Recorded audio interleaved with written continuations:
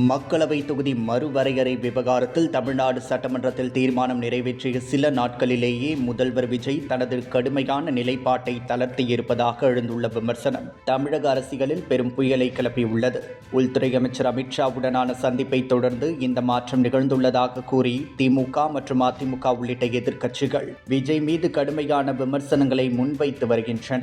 விஜயின் இந்த மென்மையான நிலைப்பாட்டால் காங்கிரஸ் கடுமையாக அப்செட் ஆகியுள்ளதா?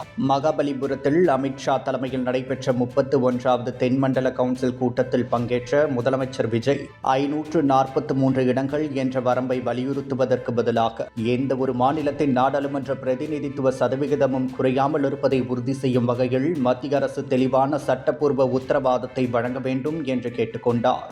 அதாவது டெலிமிட்டேஷன் வேண்டாம் என்று சொல்லாமல் அது நியாயமாக இருக்க வேண்டும் என்ற வகையில் விஜய் சொன்னது பெரிய சர்ச்சையானது.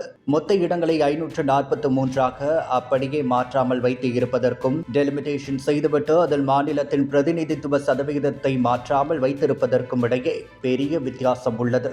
முன்னதாக இந்த திட்டத்தை ஆதரிப்பவர்கள் எதிர்ப்பவர்கள் என்று திமுகவை சாடி ராகுல் காந்தி பேசியிருந்தார். அவர்கள் தமிழின துரோகிகள் என்ற வகையில் அவர் பேசியிருந்தார்.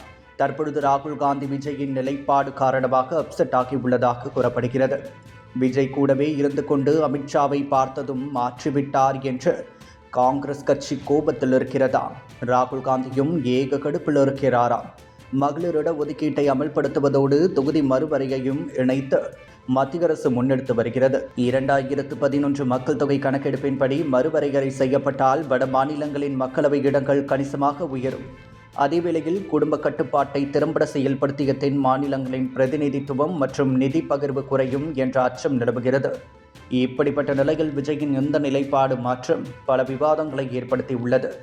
தமிழக முதல்வர் விஜய் மத்திய அரசோடு இணக்கமாக இருந்தால் மட்டுமே நன்மை, இல்லை காங்கிரஸ் பேச்சை கேட்டால் அடுத்த முறை வாய்ப்பு இருக்காது என்று இப்படி இறங்கி வந்திருப்பதாக கூறப்படுகிறது. காங்கிரஸ் எல்லா திட்டத்தையும் எதிர்ப்பது மூலம் டெல்லியில் ஆட்சியை பிடிக்கும் நிலை கைவிட்டு செல்வதாகவும் சொல்லப்படுகிறது.